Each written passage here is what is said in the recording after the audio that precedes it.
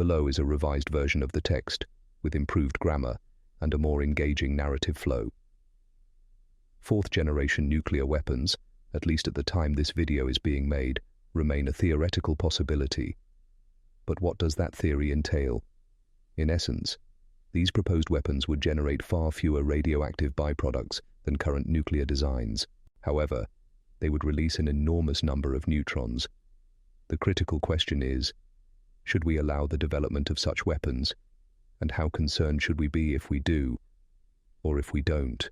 To better answer these questions, we first need to understand the evolution of nuclear weapons through their first 3 generations.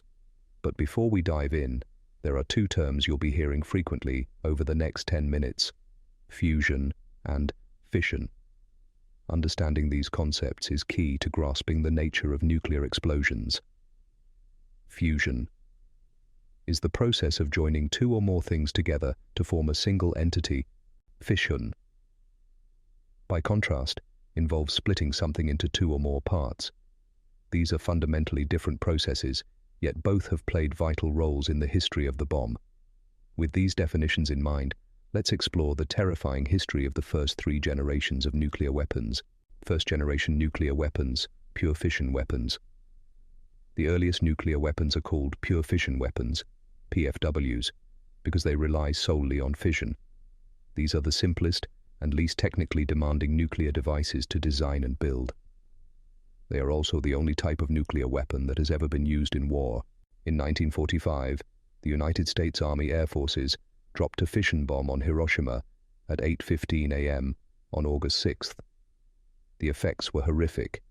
Most of the city was destroyed, and by the end of the year, between 90,000 and 166,000 people had lost their lives as a direct or indirect result of the blast.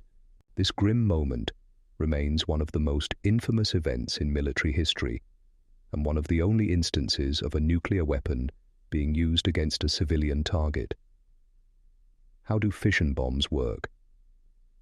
In a nuclear fission reaction, a neutron is fired into the nucleus of a heavy element, such as uranium. The impact splits the atom into 2 lighter elements, releasing a colossal amount of energy. About 80% of this energy emerges as soft X-rays, while the remaining 20% consists of neutrons and other particles.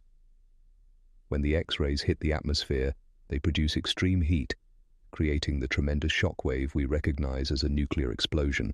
This basic mechanism is what devastated Hiroshima and Nagasaki, and the moral implications of that act are still fiercely debated today. Despite the destructive power displayed, development continued to move forward into the next stage of nuclear armament. Second-generation nuclear weapons, boosted fission weapons. The next step was the creation of boosted fission weapons. As the name implies, these build on the power of pure fission bombs by adding a boost. This is achieved by introducing small amounts of deuterium and tritium into the core, which initiates a mini-fusion reaction at the very moment the fission chain reaction begins. This fusion reaction floods the core with neutrons, greatly enhancing the efficiency of the fission process. The result is a significantly higher yield, often double that of a pure fission weapon, without dramatically increasing the bomb's size or complexity. You might think that would be enough for humanity's warmongers, but they only looked further ahead, seeking even greater destructive power. Third-generation nuclear weapons, thermonuclear weapons, H-bombs. The third generation gave us thermonuclear weapons, commonly known as hydrogen bombs, or H-bombs. These rely heavily on fusion reactions between isotopes of hydrogen, specifically deuterium and tritium. An H-bomb uses the tremendous energy from a fission bomb, often called the primary, to compress and heat a separate fusion fuel. When fusion occurs, it releases even more neutrons, which in turn cause additional fission reactions. This creates a runaway effect that vastly increases the bomb's yield.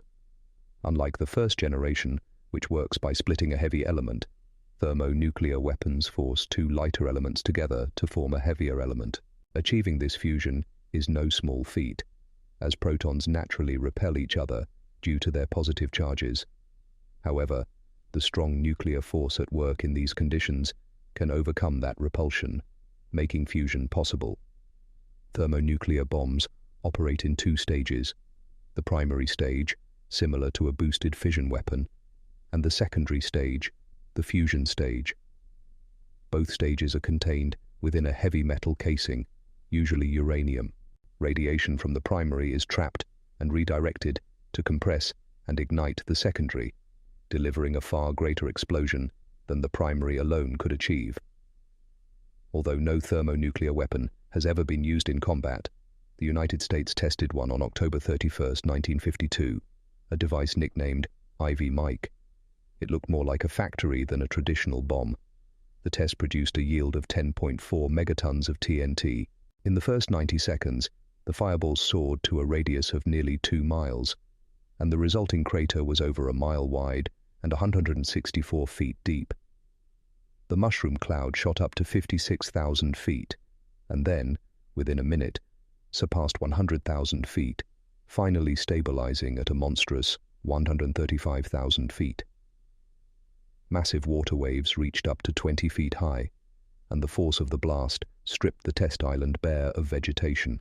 Ivy Mike was just a demonstration, yet it showed the world what third-generation nuclear weapons could do. Fourth-generation nuclear weapons, the theoretical pure fusion bombs.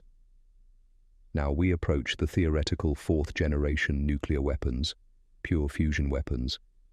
These hypothetical devices would not require a fission primary at all. Instead, they would aim to initiate a fusion reaction directly, eliminating the need for fissile materials and their attendant radioactive fallout. Why is this appealing to weapon designers? Without fissile material, such weapons would be easier to develop secretly and could produce arbitrarily small yields. Because no critical mass of fissile material is needed, the explosion could be carefully controlled, resulting in far less collateral damage from fallout. Despite decades of research, especially after the Ivy Mike test, the United States and others have not made significant progress toward a pure fusion bomb. The main challenge is finding an alternative trigger, something that can produce the extreme pressure and temperature needed for fusion without relying on fission. Proposals include using antimatter as a trigger, an elegant solution in theory, but currently far beyond our practical capabilities to produce or contain. Other ideas revolve around gamma-ray emission from nuclear isomers of elements like hafnium and tantalum, which might induce the necessary conditions for fusion. These concepts remain speculative at best. Where do we go from here? Humanity's progression in nuclear weapons development has taken us from pure fission bombs to boosted fission, then to fusion-boosted thermonuclear warheads, and finally to theoretical pure fusion devices. The question now is not just whether it's possible to remove fission entirely from the equation, but whether we should even attempt it. If we succeed, we may build a bomb with the devastating initial impact of a thermonuclear weapon, but without the lingering radioactive fallout. Is this a step forward or a dangerous moral misstep? We'd love to hear your thoughts in the comments. If you enjoyed this video, please subscribe and turn on notifications to be the first to know when we release new content. Thank you for watching, and we'll see you next time.